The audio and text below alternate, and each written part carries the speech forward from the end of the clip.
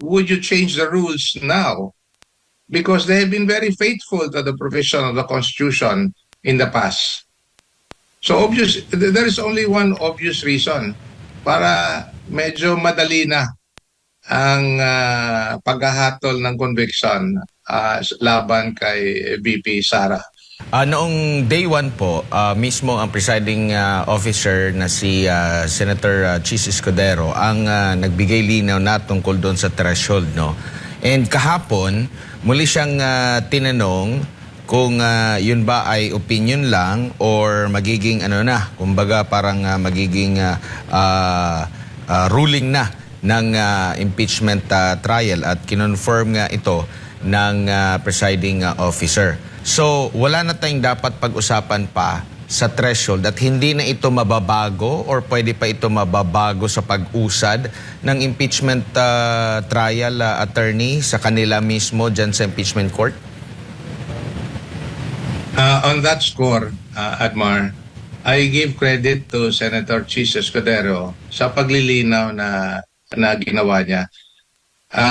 Paglilinaw. Pero sa ating mga abogado, hindi na kailangan no need to clarify further kasi klarong-klaro naman din sa Constitution na yung threshold is always 16 or 2/3 of the members of the Senate. And by precedence, no, sa lahat ng mga impeachment trials in the past, ganun naman din talaga yung threshold. So, ang tanong ngayon, kung pinaghihiritan na ibababa mo yung threshold, bakit? May precedence na. In all lahat. From panahon ng dating Pangulong Estrada, ni Chief Justice Corona, lahat. So, ibig sabihin, why would you change the rules now?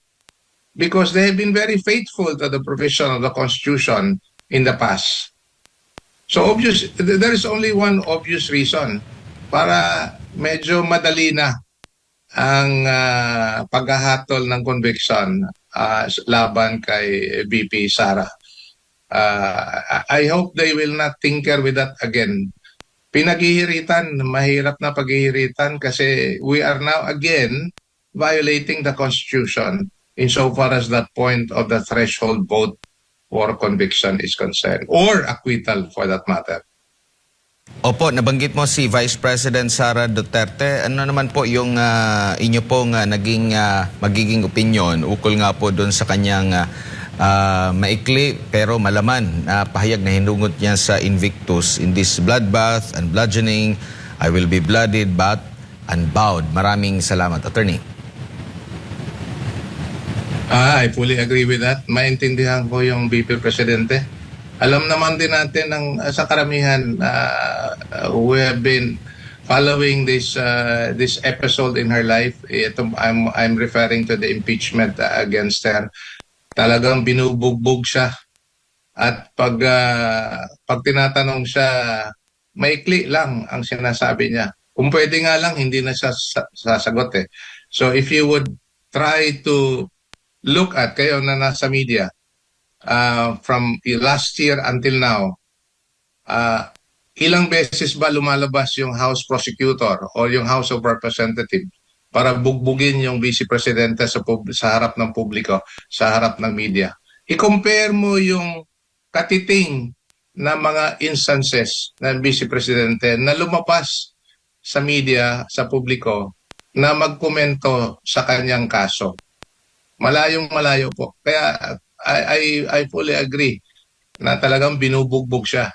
Pero knowing her character, she will be unbowed till the end.